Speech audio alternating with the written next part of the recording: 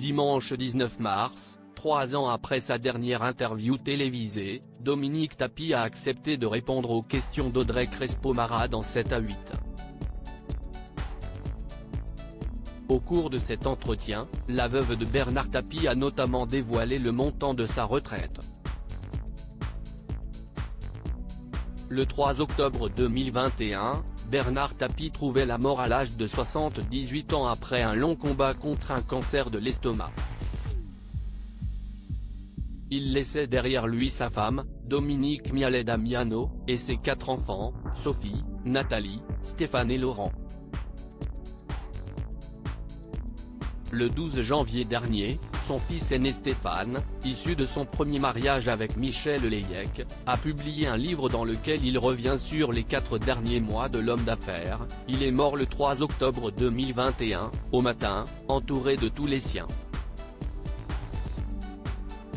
C'est ce qu'il souhaitait, il ne voulait surtout pas mourir sur un lit d'hôpital et je pense qu'il a eu la plus belle des morts, a-t-il écrit. Dans Comment te dire au revoir, Stéphane évoque également la relation complexe et distante qu'il a entretenue avec son père. Je connaissais bien plus Tapie que mon père.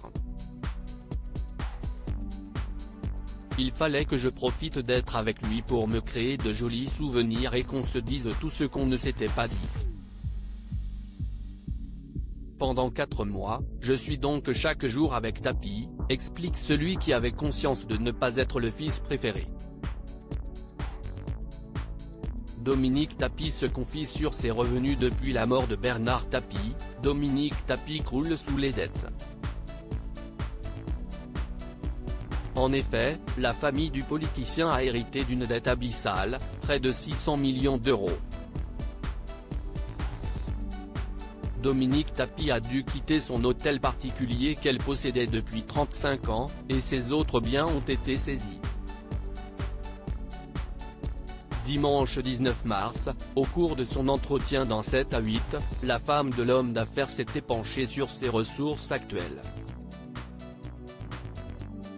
N'ayant travaillé que 3 ans, elle a expliqué qu'elle n'avait pas droit à grand-chose. Je dois avoir 300 €. J'ai la seule retraite de Bernard, c'est sa retraite de député. La moitié, soit environ la moitié de 1 200 €, note de la rédaction, a-t-elle ajouté. Des confidences sans langue de bois.